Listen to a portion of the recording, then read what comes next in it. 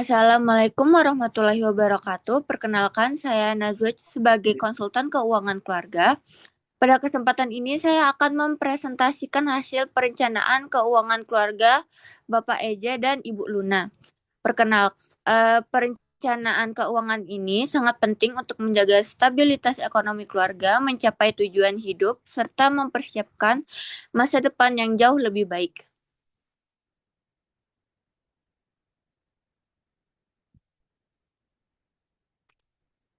Baik, silahkan untuk perkenalan keluarganya.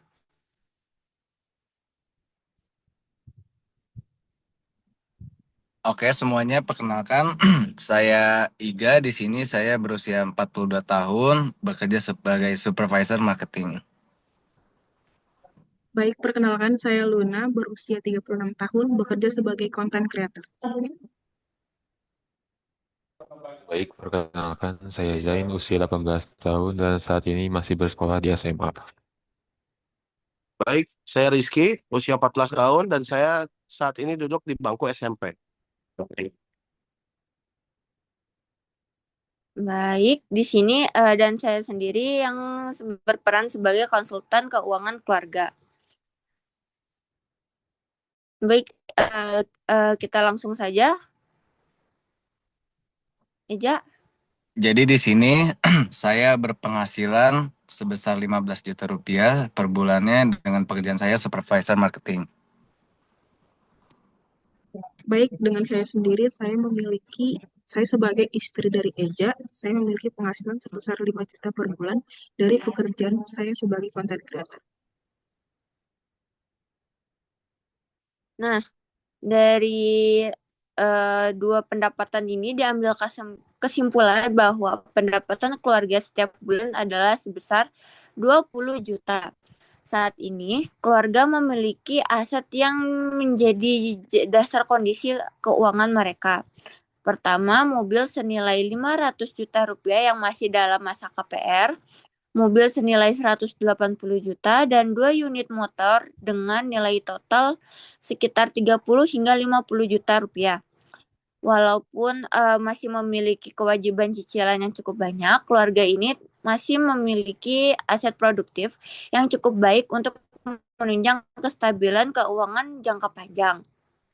Selanjutnya, kita lihat kondisi arus kas bulanan keluarga.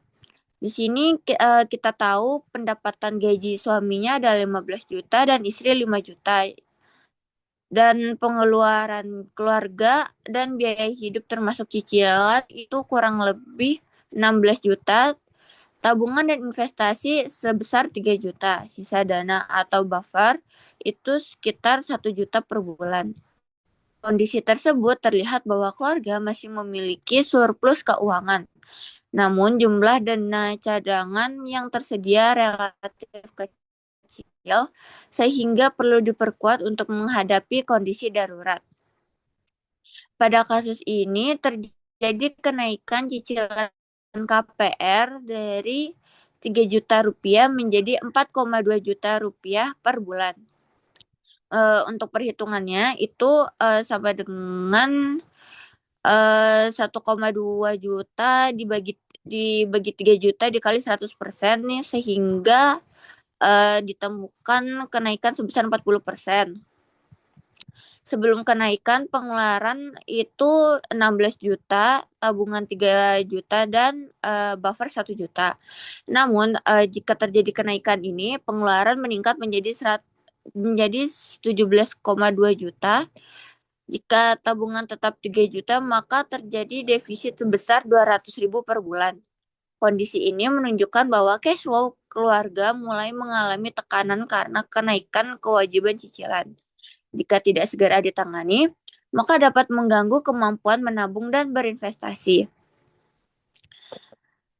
Berdasarkan hasil analisis, kondisi keuangan keluarga belum dapat dikatakan ideal. Alasannya, dana sisa bulanan hanya 1 juta atau sekitar 5% dari pendapatan.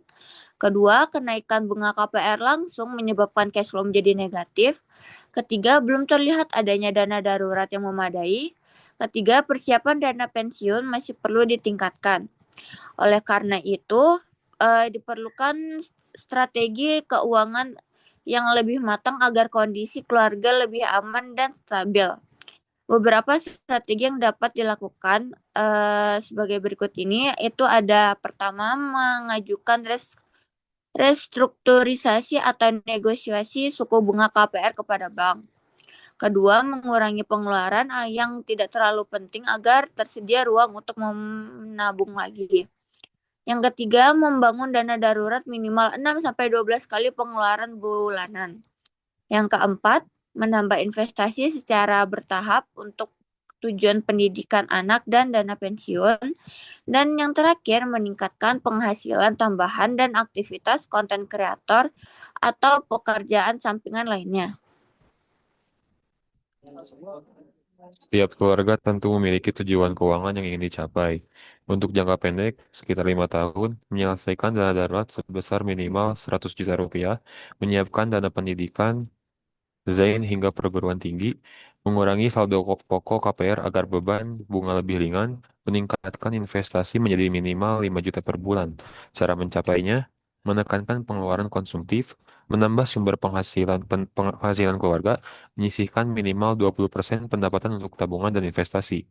Jangka panjang, 20 tahun, rumah lunas sepenuhnya, memiliki dana pensiun yang cukup saat usia pensiun 55 tahun, memiliki aset investasi yang menghasilkan pendapatan pasif, mencapai kondisi keuangan yang mandiri tanpa bergantung pada gaji aktif. Cara mencapainya, konsisten berinvestasi setiap bulan, menempatkan investasi pada instrumen yang sesuai dengan tujuan jangka panjang, menjaga rasio utang tetap sehat, melakukan evaluasi keuangan secara berkala setiap tahunnya. Nah, berdasarkan hasil analisis yang telah dilakukan, keluarga Bapak Eja dan Ibu Luna memiliki kondisi keuangan yang cukup baik, namun masih perlu perbaikan terutama dalam pengelolaan cash flow, dana darurat, dan persiapan dana pensiun. Dengan melakukan penyesuaian terhadap pengeluaran, meningkatkan investasi, serta melakukan negosiasi suku bunga KPR, keluarga dapat mencapai tujuan keuangan jangka pendek yang lebih optimal. Sekian hasil dari analisisnya. Wassalamualaikum warahmatullahi wabarakatuh. Perencanaan keuangan yang baik hari ini adalah kunci masa depan yang lebih aman dan sejahtera. Terima kasih.